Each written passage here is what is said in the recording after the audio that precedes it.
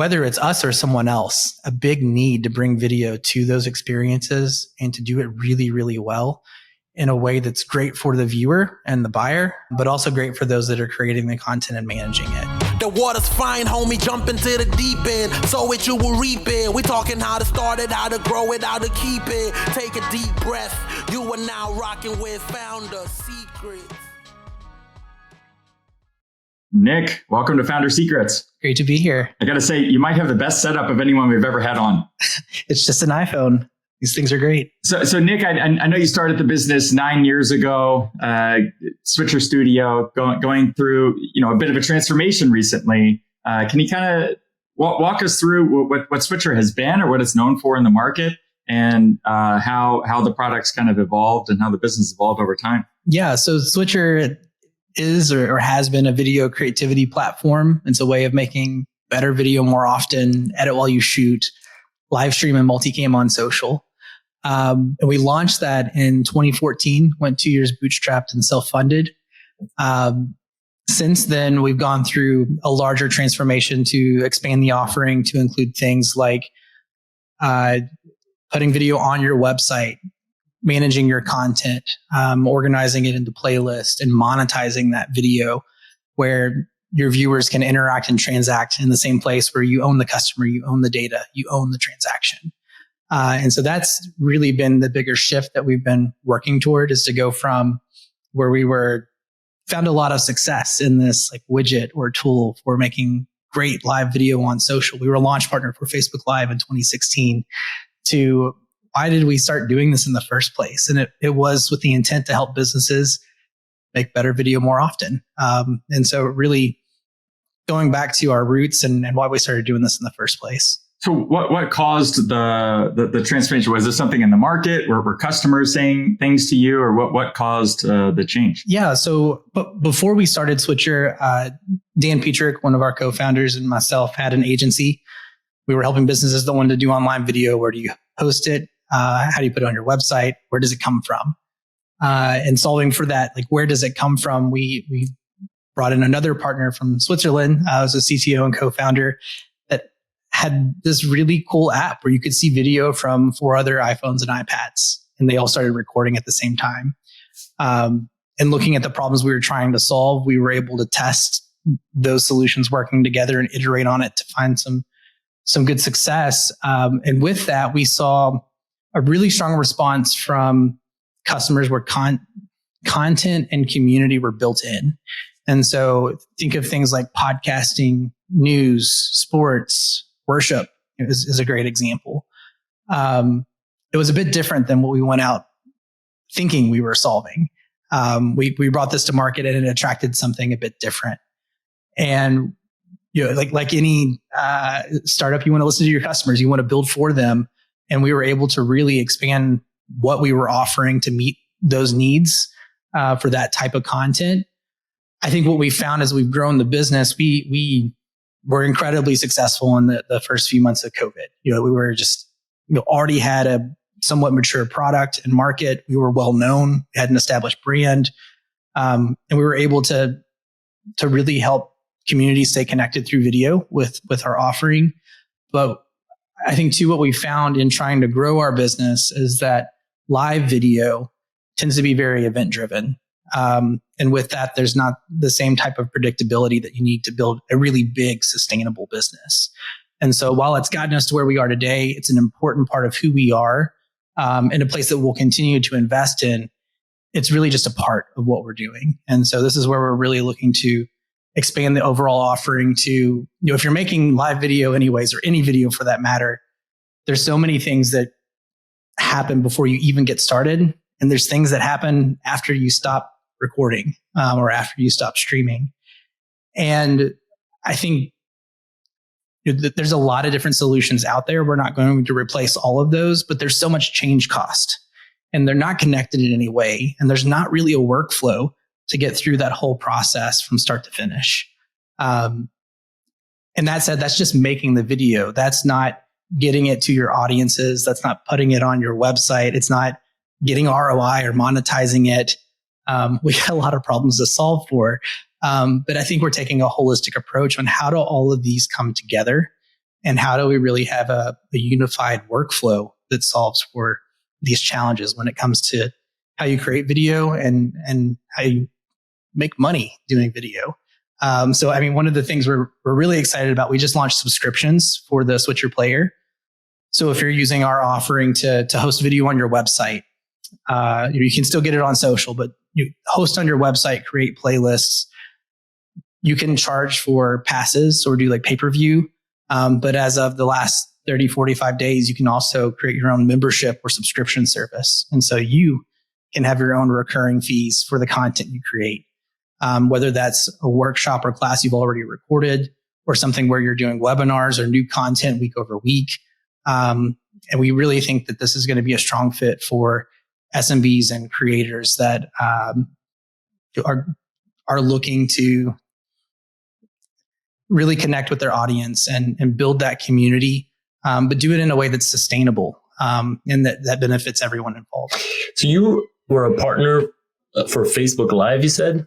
So we launched, yes, we launched Switcher in 2014 ahead of Meerkat and Periscope, which were the kind of first social apps for live video, where this became a lot more accessible. Before that, you had to spend thousands, tens of thousands of dollars a month to be able to do live video if you weren't like a mega brand or like broadcast group. And I think around 2016 is where a lot of that started to change. YouTube started to offer live video in the years leading up to that, and Facebook actually started chasing that as well. And Facebook has a great option that was built into the app, the Facebook app, to turn on your camera and go live. But what you see is what you get. It's point and shoot.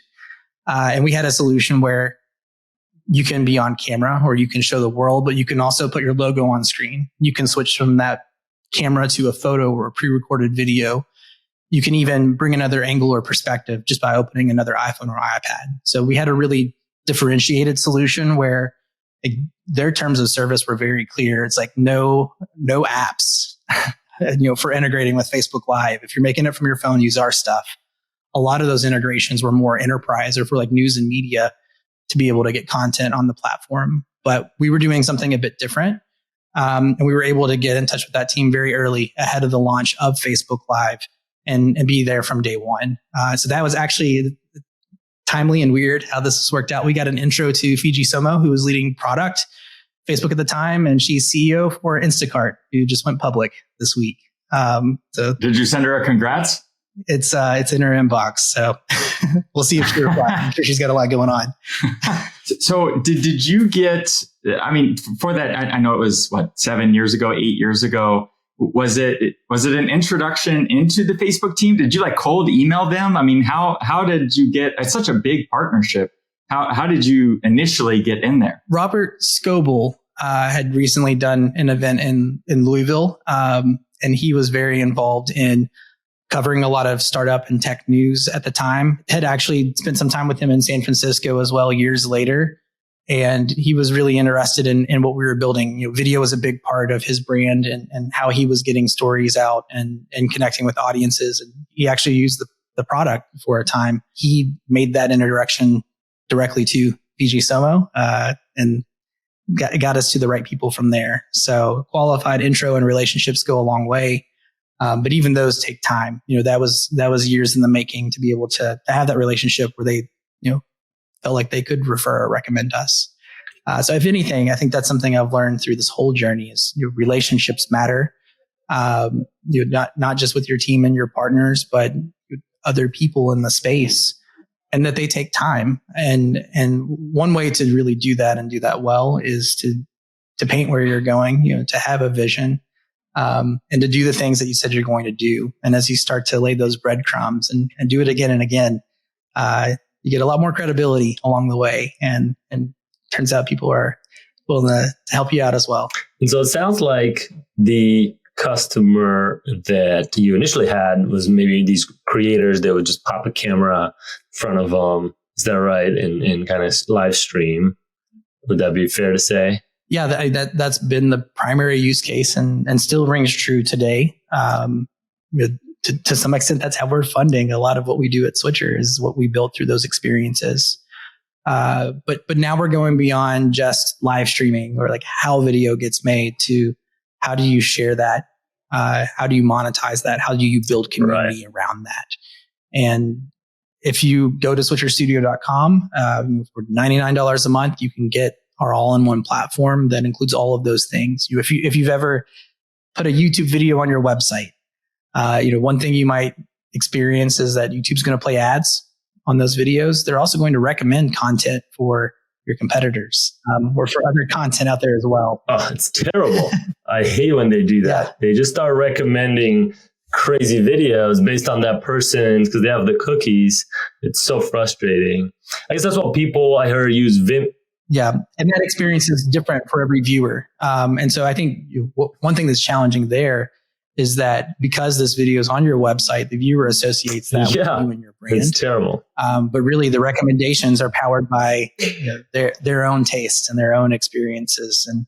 And so my previous company, we used Wistia to do this. We loved Wistia, but I guess it's fallen out of favor. I don't know why. It seems like people are starting to use more Vimeo for this. I guess Vimeo's pivoted into it. Is that kind of who you're more competing now with what you're doing?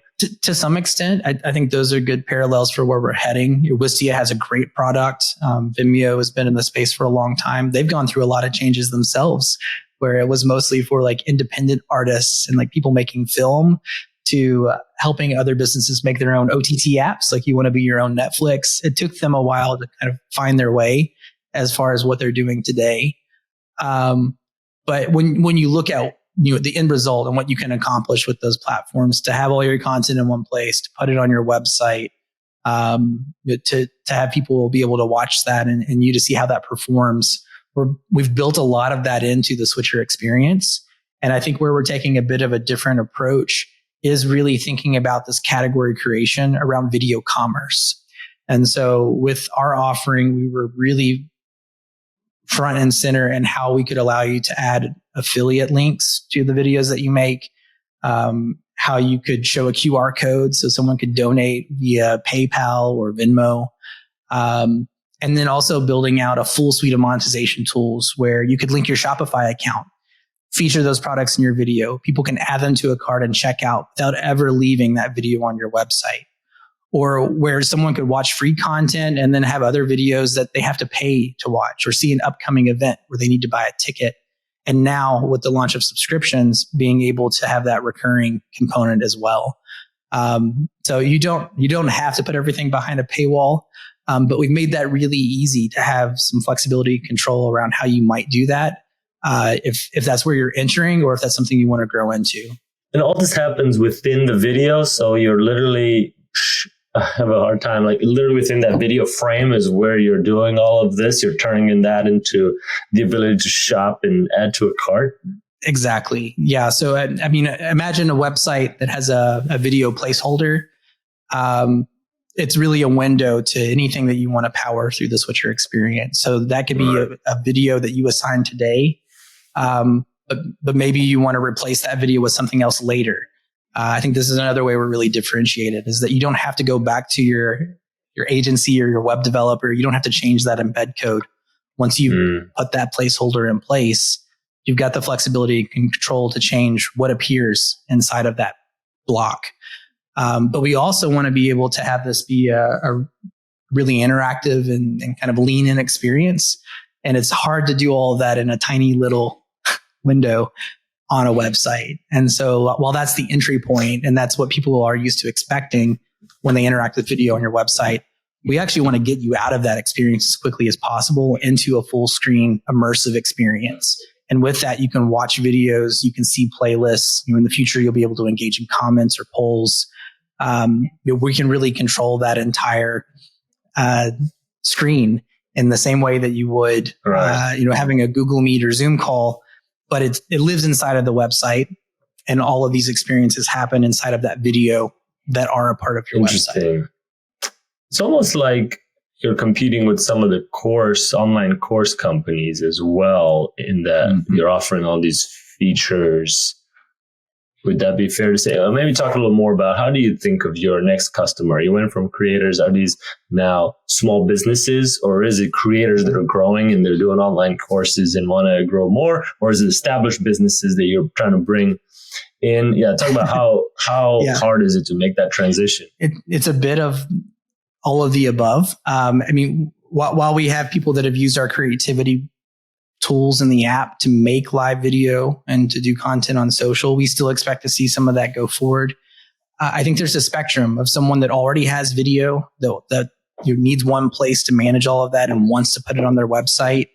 And that might be different than someone that has video that they want to monetize and that they want to charge for that content, whether it's through a course or a workshop, or just access to new information early, or behind the scenes.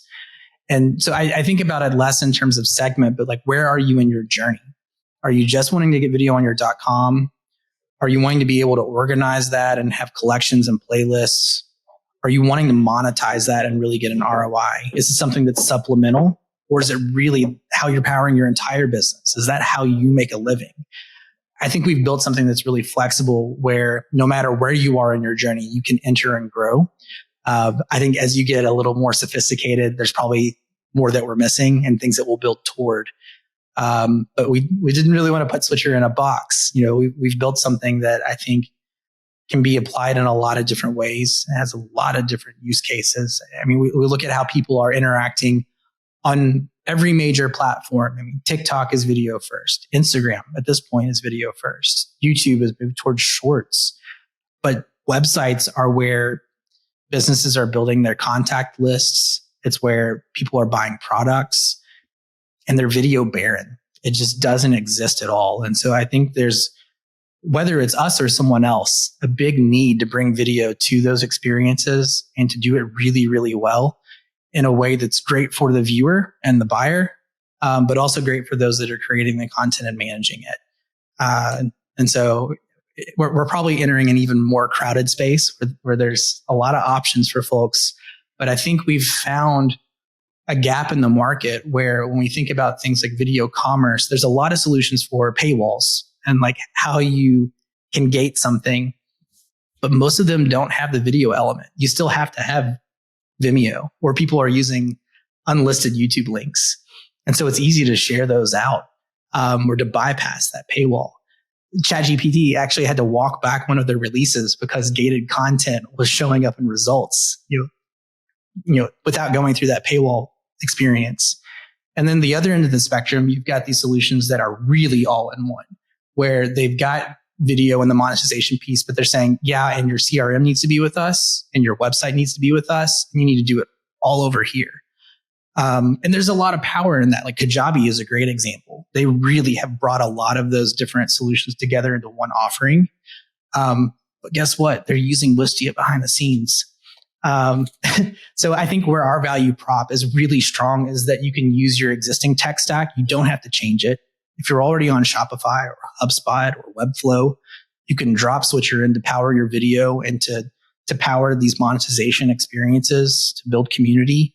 And if you were to change platforms in the future, you can take that with you without having to start from scratch. And so this like portability, I think, is something where we're going to be really strong in tying together a lot of different pieces that end up being duct taped together to be able to pull these things off with video and actually power that part of the experience, while you can use a really strong CRM solution, or you can use a really strong CMS solution, and have those all play nice together.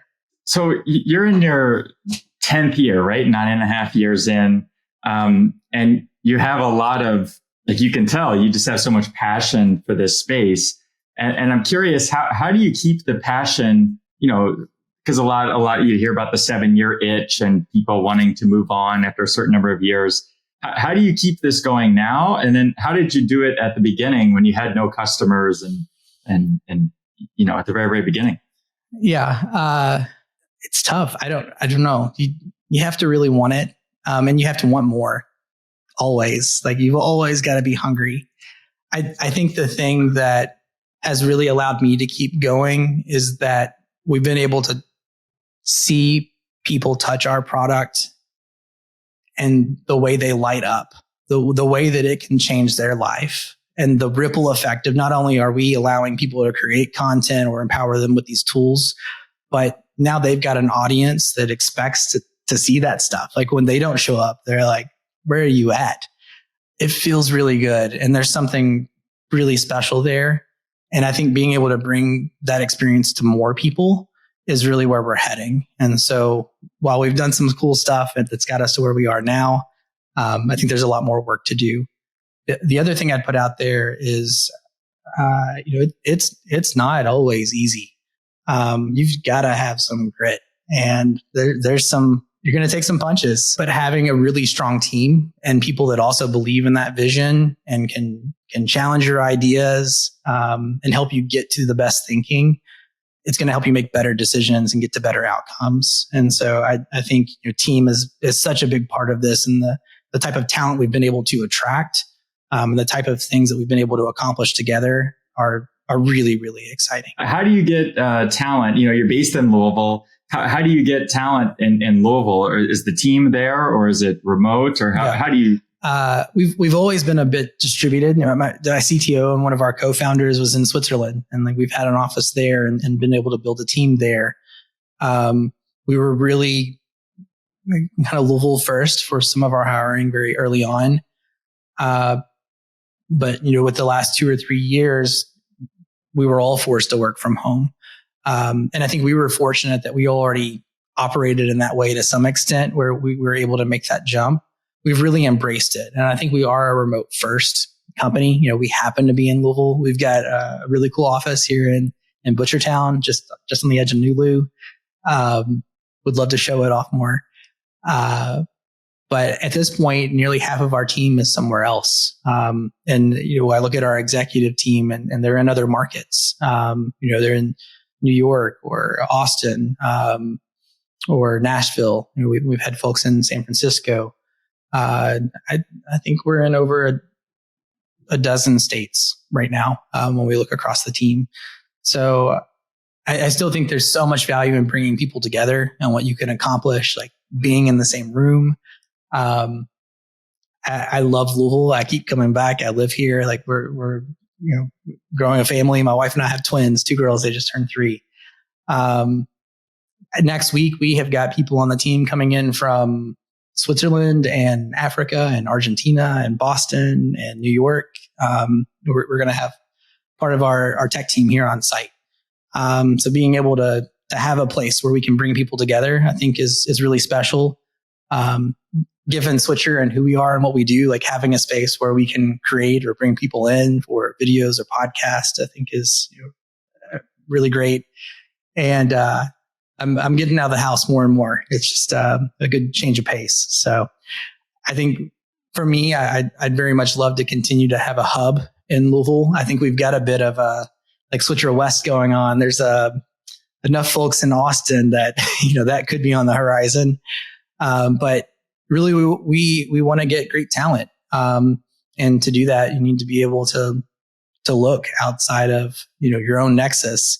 And I think there's a lot of value in that. I love that. I know that you opened a co-working space, right? As part of your space, you kind of entered the co-working business. Well, what made you want to do that? Was just sharing the beautiful office with others? Yeah. So I mentioned we've got this space in Butchertown. Our team is fully remote. Even the folks that are here in Louisville, we're not like forcing people to come into the office. We do come together for different team meetings and events and social.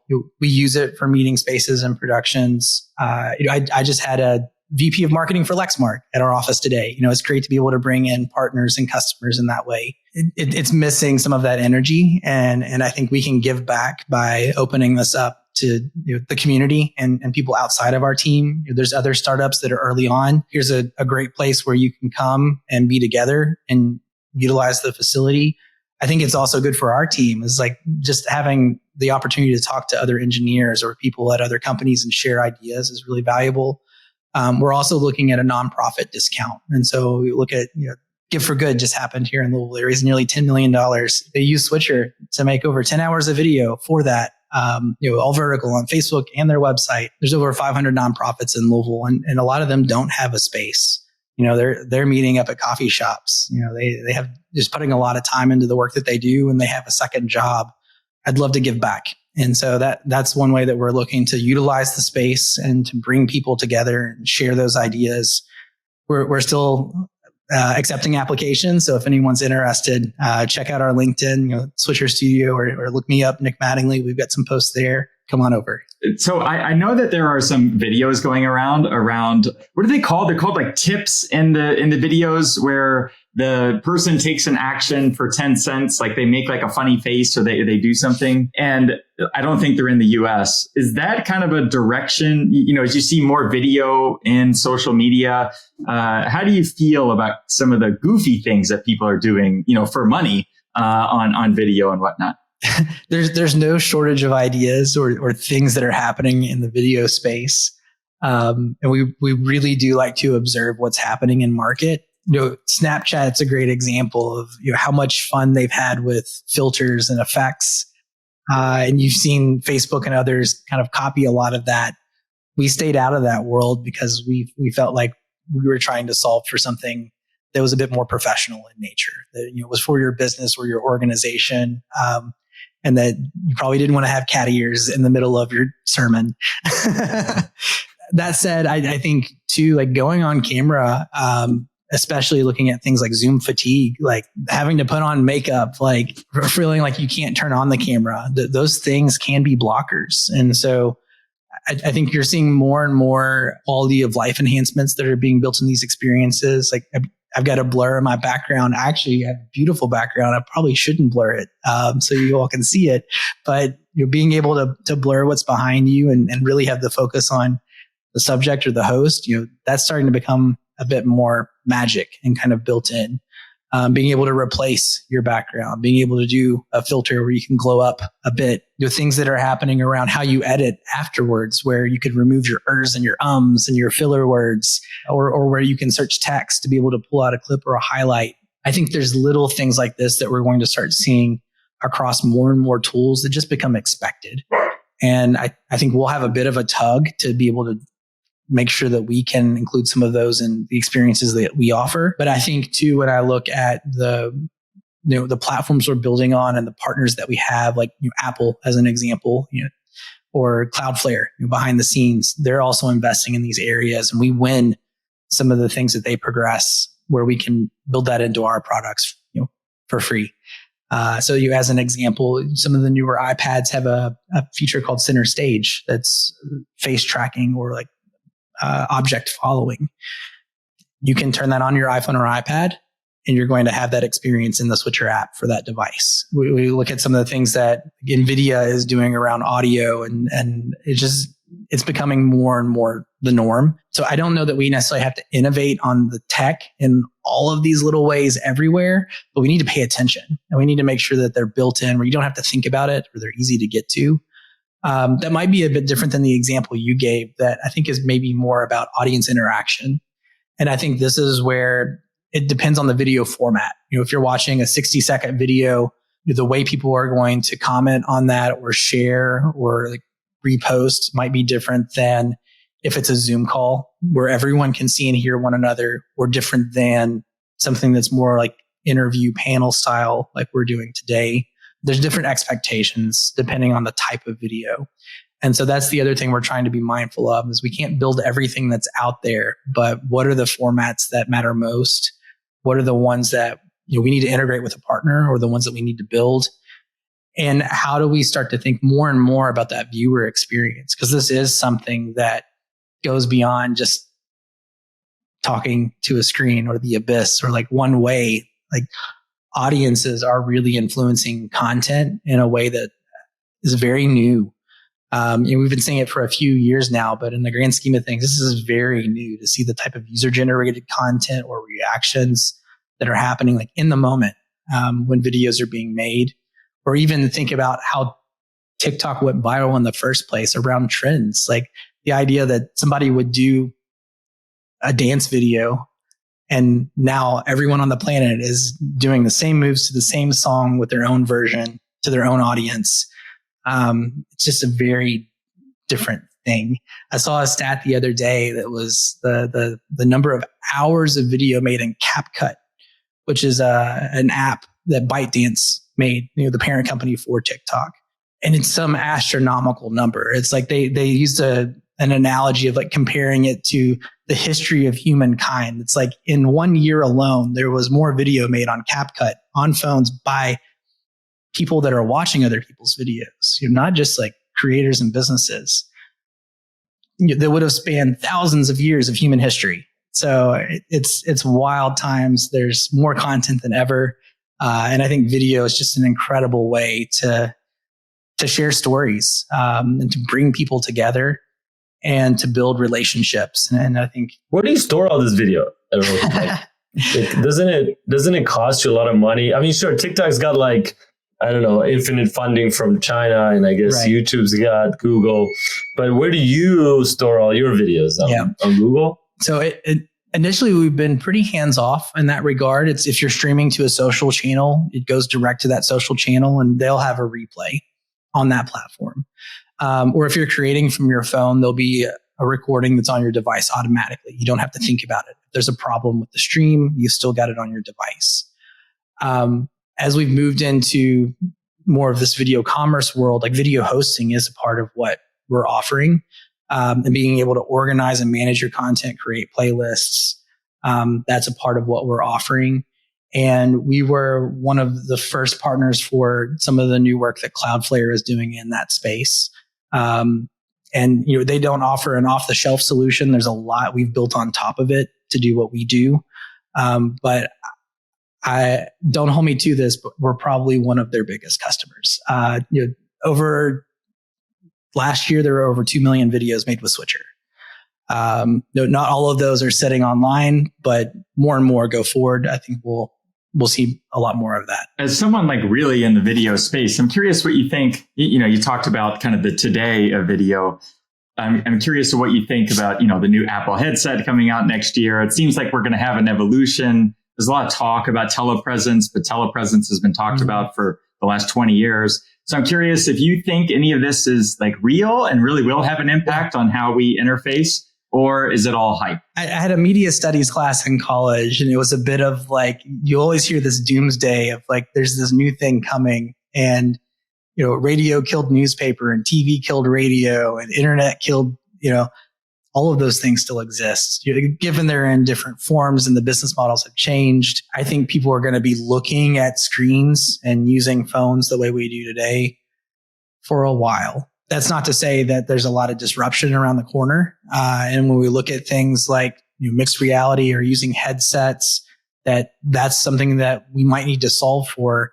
I think it's harder to be wearing a pair of glasses and take a selfie.